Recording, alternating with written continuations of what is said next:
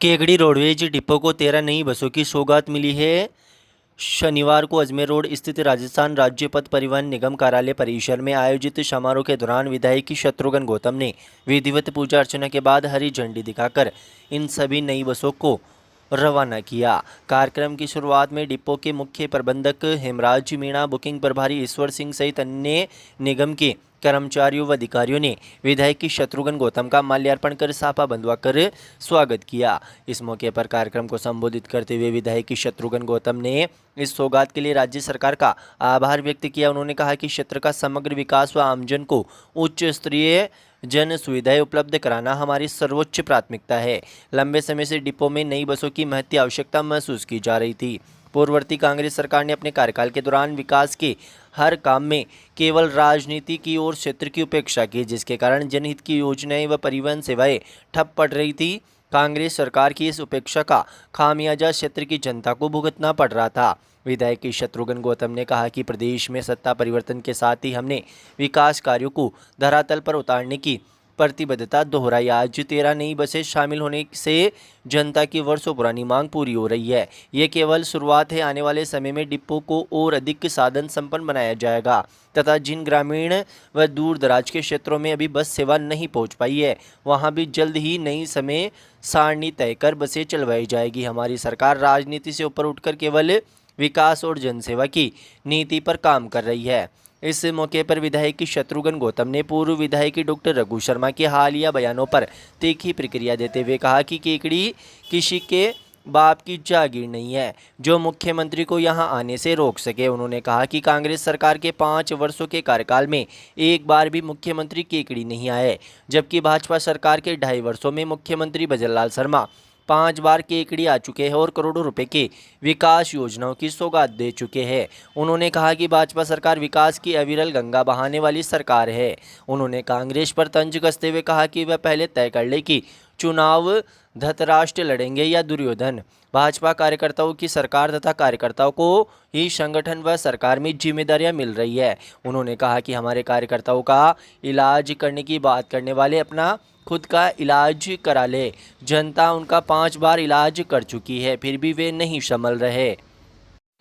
कार्यक्रम के दौरान कई जनप्रतिनिधि, भाजपा कार्यकर्ता व डिपो के कर्मचारी व अधिकारी एवं चालक परिचालक मौजूद थे।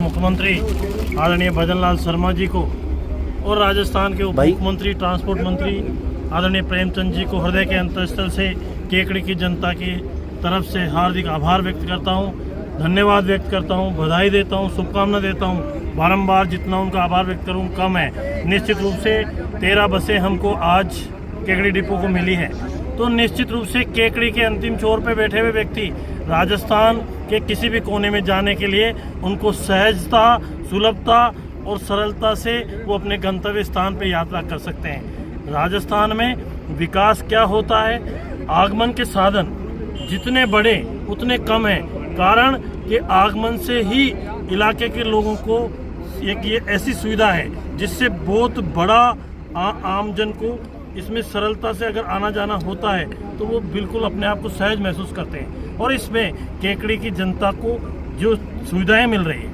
चाहे जयपुर की हो, अजमेर की हो, कोटा की हो, मैं कहना चाहता हूँ कांग्रेस के लोग कहते हैं कि विकास विकास, एक केकड़ी से देवली तुमसे बस नहीं चल पाई। तुम राजस्थान के इतने बड़े उस ओहदे पे हो। और मित्रों, मैं बधाई देना चाहता हूं और मैं कहना चाहता हूं केकड़ी किसी की बाप की जागीर नहीं है जो मुख्यमंत्री को आने के लिए किसी से वीजा लेना पड़े या किसी से पूछना पड़े। मुख्यमंत्री जी जब भी आए हैं कुछ न कुछ केकड़ी को सौगात की तरह देके गए। तुम अपने आप को बड़ा नेता कहते हो, एक बार तुम्हारे मुख्यमंत्री को 5 साल में नहीं ला पाए, 10 साल में तुम एक बार मुख्यमंत्री जी को ला पाए और बड़ी बड़ी बातें करते हो, झूठ बोलते हो। मुख्यमंत्री जी 2 तारीख को मसूदा में आए, तुम कहते हो दूसरी विधानसभा में गए, कितनी बार पुष्कर आए, क्या बातें करते हो। लोकतंत्र में हम वो जनप्रतिनिधि हैं जो जीत के जाते हैं, जनता के प्रति जवाबदेही है। निश्चित रूप से केकड़ी क्षेत्र में विकास की जो काम हमारी सरकार ने किए हैं, मैं इन चीज़ों के लिए जनता के सामने हमारी जवाबदेही है। हम जनता के बीच रहते हैं। ऐसे नहीं है कि हमारे फ़ोन LNT के करेनों से नहीं उठे। ऐसा नहीं है कि हमारे घर पे कोई मिलने आए तो उनको थाने में बंद करा के पिटवाया जाए। ऐसा नहीं है। हम जो जनता के बीच 24 घंटे रहते हैं और जनता के काम आज जनता जानती है। मैं मेरे कार्यकर्ता बंधुओं को आज आगाज करना चाहता हूँ, निवेदन करना चाहता हूँ कि इनकी वजह से राजस्थान में मैं भारतीय जनता पार्टी का कार्यकर्ता विधानसभा में पहुंचा हूं, आदरणीय भागीरथ जी लोकसभा में पहुंचे हैं। मित्रों, वापस एक आगाज आ गई है और अब अगले महीने में नगर पालिकाओं के चुनाव होने हैं। केकड़ी, सावर, टाटोटी और सरवाड़ में कमल खिलेगा। भारतीय जनता पार्टी का चेयरमैन बनेगा। ये सारे कार्यकर्ताओं का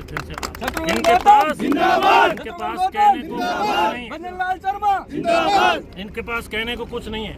आज हमने 53 बसें पहले थी, 13 बसें और है, 5 बसें जो जयपुर।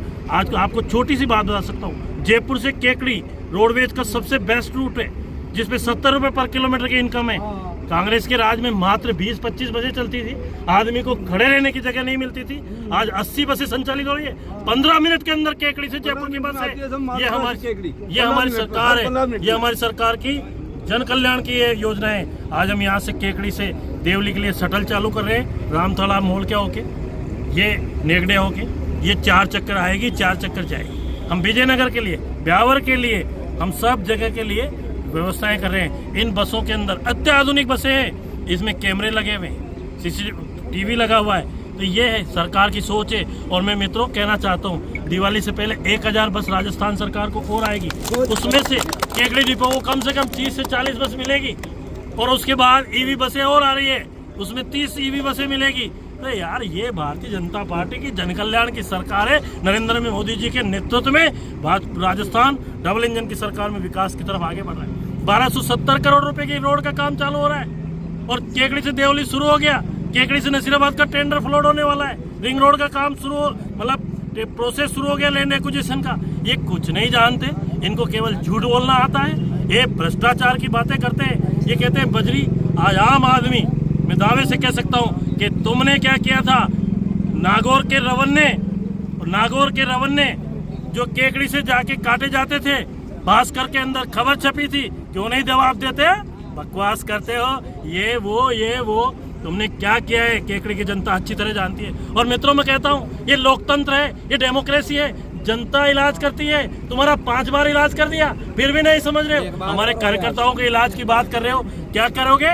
खुद को इलाज की जरूरत है, खुद का इलाज कराओ। पहले खुद का इलाज कराओ। ये जनता सब जानती है।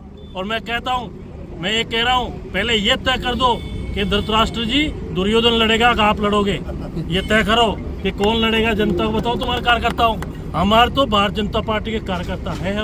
हम ऐसे नहीं है। तो ये आप में हमारे में बहुत अंतर है। तो मैं तो आज इस खुशी पे मैं सब चीज़ों का जवाब दूंगा, समय आने दो। लेकिन मैं कहना चाहता हूँ कि केकड़ी विकास की दृष्टि से जो काम हमने सड़कों के लिए कस्बे में कर रहे हैं, जो काम हम ग्रामीण क्षेत्र में कर रहे हैं, हर अंचल में विकास की दृष्टि से काम कर रहे हैं, निश्चित रूप से ये केकड़ी की जनता जानती है। और इसका फैसला 28 में भी होगा। तुम कर लेना, तुमको जो लगता हो। लेकिन मैं आपको यही कहना चाहता हूँ मित्रों कि केकड़ी विकास की दृष्टि से आगे बढ़े। अभी ये 4 भुजानाथ के बड़े तालाब के टेंडर फ्लोट हो गए 4 तारीख को, वो भी उसका भी वर्क ऑर्डर 10 तारीख तक हो जाएगा, काम शुरू हो जाएगा। हम ये कहेंगे कि डेली एक कामों का हम शिलान्यास उद्घाटन करेंगे ना, तो भी कम पड़ेगा समय। इसलिए मैं आप सबको बधाई देता हूँ, मुख्यमंत्री जी को हार्दिक अंतःस्थल से बधाई देता हूँ कि ये रोडवेज की बसों का बेड़ा बढ़ रहा है। और आज रतलाम में भी केकड़ी डिपो जा रहा है, तो पिलानी भी जा रहा है, तो गोवर्धन भी जा रहा है, तो जोधपुर भी जा रहा है, तो कोटा भी जा रहा है। तो निश्चित रूप से केकड़ी की महिमा बढ़ रही है। और केकड़ी डिपो अभी तक 25,000 किलोमीटर चल रहा है, 13 बसें और आ गई, तो आराम से करीब ये 5,000 किलोमीटर और बढ़ेगा, तो 30,000 किलोमीटर हो गया। हम चेन लेंगे जिस दिन केकड़ी डिपो 50,000 किलोमीटर डेली चलने लगेगा, तब हमें खुशी होगी कि ये ऐसा कस्बा है। तो मैं आप सबको बधाई देता हूँ, रोडवेज के कर्मचारियों को और रोडवेज के मंत्री जी को, सबको मैं हृदय के अंतर्गत से केकड़ी की जनता की तरफ से धन्यवाद ज्ञापित करता हूँ कि किस तरह का सोच हमने सोची थी। और केकड़ी के अंदर आपने जो हमें सुविधाएं दी, उसके लिए हम बस स्टैंड का काम भी शीघ्र प्रारंभ कर रहे हैं। तो ये डिपो का काम शुरू हो गया है, डिपो शिलान्यास हो गया था, और 4 करोड़ रुपए का भव्य डिपो बन रहा है, उसमें सेकंड फेज में 4 करोड़ और आएंगे। तो निश्चित रूप से ये सब चीज़ें क्रमबद्ध तरीके से हमने लिस्टेड किए कि हम कैसे करेंगे। तो निश्चित रूप से आज एक छोटे से आह्वान पे मेरे इतने सारे कार्यकर्ता यहाँ पधारे, इनको मैं बहुत बहुत धन्यवाद दूंगा, साधुवाद दूंगा। ये मेरा परिवार है और एक छोटी सी सूचना पे सारा परिवार है। इनने जिस तरह से 11 तारीख को मुख्यमंत्री जी ने सौगातें दी है और आगे हमको जो हमने सोच रखा है, जो हमने केकड़ी देवली जो पुराना रोड है इसको RSRDC को दे दिया। इस पर 40 करोड़ रुपए से 10 मीटर चौड़ा बन रहा है। तो हम विकास की सोच लेके चलते हैं, हमारे पास विजन है, हमारे पास रोड मैप है। तुम्हारे पास कहने को कुछ नहीं है, तुम्हारी नहीं समझ रही। कल कह रहा था कोई एरा गेरा नत्थु गेरा, कल कांग्रेस के अध्यक्ष जी कह रहे थे मुझे किसी एरे गेरे नत्थु गेरे के सर्टिफिकेट की जरूरत नहीं है। तुम सोचो ना, गिरवान में झांको तो सही कि कभी कोई निकम्मा बोलता है, कभी कोई नकारा बोलता है, कभी किसको क्या बोलते हैं। ये सब हमारे पास जनता की तरफ से, केकड़ी की जनता की तरफ से बधाई देते।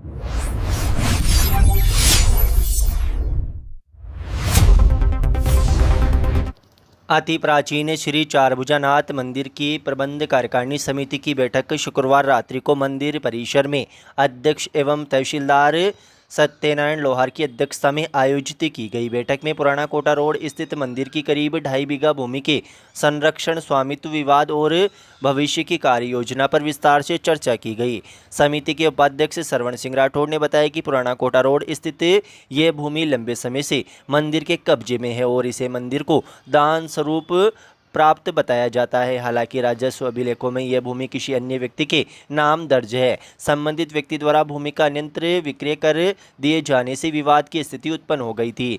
बैठक में भूमि को न्यायालय के माध्यम से मंदिर के नाम दर्ज कराने के विकल्प पर भी विचार विमर्श किया गया तथा भविष्य में संभावित कानूनी जटिलताओं को देखते हुए समिति ने वैकल्पिक समाधान पर गहन मंथन किया। लंबी चर्चा के बाद सर्वसम्मति से निर्णय लिया गया कि भूमि का वर्तमान बाजार मूल्य निर्धारित कर विवाद का आपसी सहमति से निस्तारण किया जाए, जिसके बाद भूमि के क्रेताओं को भी बैठक में बुलाकर वार्ता की गई। बैठक के बातचीत के बाद दोनों पक्षों के बीच 61 लाख रुपए में समझौता हो गया। सहमति के अनुसार क्रेता 4 माह के भीतर मंदिर समिति को 61 लाख रुपए का भुगतान करेंगे। भुगतान पूर्ण होने के बाद मंदिर समिति 2.5 बीघा भूमि का कब्जा क्रेताओं को सौंप देगी। इस निर्णय के साथ ही लंबे समय से चला आ रहा भूमि विवाद आपसी सहमति से समाप्त हो गया। बैठक में तहसीलदार व मंदिर समिति अध्यक्ष सत्यनारायण लोहार, उपाध्यक्ष सरवण सिंह राठौड़, राम गोपाल माली, कोषाध्यक्ष चंद्र प्रकाश सोनी, रमेश सागरिया, कानूनी सलाहकार राजेंद्र चौधरी, सदस्य अशोक सोनी, ओम प्रकाश मुंदड़ा, महावीर प्रसाद खाती, जगदीश खंडेलवाल, महेंद्र सिंह, लादूराम, दशरथ जाट, महावीर प्रसाद राठी, सुनील शर्मा सहित कार्यकारिणी समिति के कई सदस्य व गणमान्य नागरिक व केकड़ी के आम नागरिक बैठक में मौजूद रहे। निकाली गई विज्ञप्ति के अनुसार आज रात्रि 8 बजे चारभुजा मंदिर प्रांगण में चारभुजानाथ की जो भूमि पुराने कोटा रोड पर स्थित है उसके संबंध में एक आवश्यक बैठक का आयोजन किया गया, जिसमें कार्यकारिणी प्रबंधन कमेटी एवं श्रद्धालु भक्तजन उपस्थित हुए। सभी की उपस्थिति में आपस में बैठ कर चर्चा की गई। उपरोक्त भूमि पर कब्जा के चारभुजानाथ का था, किंतु राजस्व रिकॉर्ड में उपरोक्त भूमि अनुसूचित जाति के खातेदारों के नाम दर्ज थी। उन खातेदारों के वारिसों ने मिलकर भूमि माफियाओं से उक्त भूमि को गत वर्ष 2025 में बेचान कर दिया। चूँकि कब्जा चारभुजानाथ का था, राजस्व रिकॉर्ड में हमारा कुछ भी नहीं था, उस कब्जे के आधार पे ही मिल बैठ के सभी ग्रामवासियों की आम सहमति से आज उनको समझा के समझौता करवाया गया, जिसमें आम सहमति 61 लाख पर बनी। 61 लाख रुपये वो चारभुजानाथ कमेटी को जमा करा देंगे। उसमें से 15 लाख रुपये 1/4 कल जमा कराएंगे। शेष राशि के लिए उनको 4 महीने का समय दिया गया है। पूरी राशि जमा करवाने के बाद ही चारभुजा मंदिर का जो कब्जा है उस भूमि पर वो खाली करके उनको सौंप दिया जाएगा।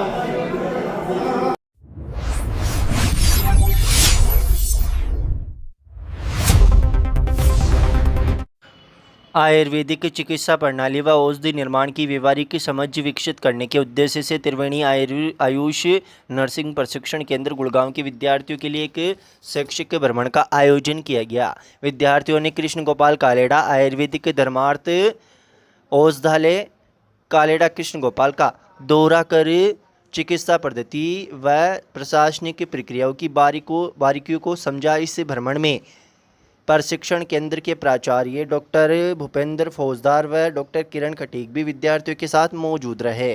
भ्रमण के दौरान औषधालय के फार्मेसी अध्यक्ष कृष्णनाथ तिलक व मैनेजिंग डायरेक्टर कौशल शर्मा ने विद्यार्थियों का स्वागत किया। उन्होंने औषधालय की स्थापना, कार्यप्रणाली, औषधि निर्माण, भंडारण व वितरण व्यवस्था की विस्तृत जानकारी दी। साथ ही वर्तमान दौर में आयुर्वेद की बढ़ती महत्ता व उपयोगिता पर प्रकाश डाला।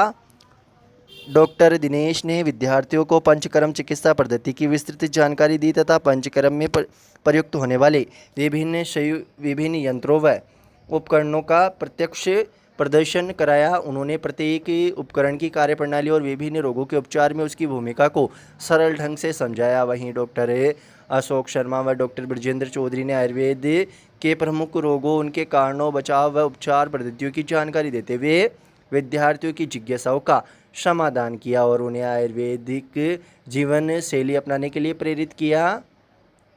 संस्था के प्राचार्य डॉक्टर भूपेंद्र फौजदार ने कहा कि इस प्रकार के शैक्षिक भ्रमण विद्यार्थियों के सैद्धांतिक ज्ञान को व्यवहारिक अनुभव से जोड़ने का सशक्त माध्यम है। कार्यक्रम के अंत में त्रिवेणी आयुष नर्सिंग प्रशिक्षण केंद्र परिवार ने औषधालय प्रबंधन, चिकित्सकों व स्टाफ का आभार व्यक्त किया।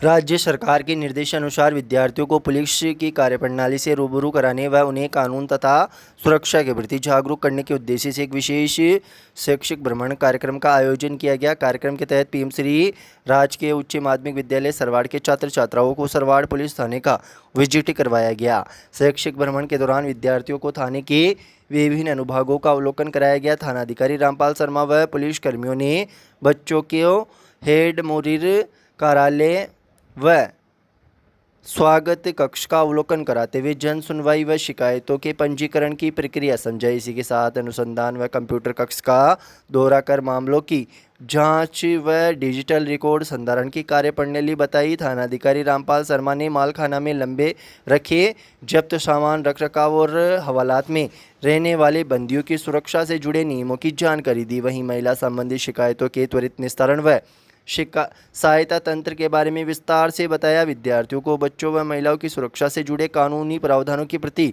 जागरूक किया। महिला सुरक्षा नियमों व स्कूलों में स्थापित गरिमा पेटी की उपयोगिता के बारे में विस्तार से समझाया। उन्होंने बच्चों से कहा कि किसी भी प्रकार की अवांछित गतिविधि व असुरक्षा स्थिति में बिना किसी डर के पुलिस या शिक्षकों को सूचित करें।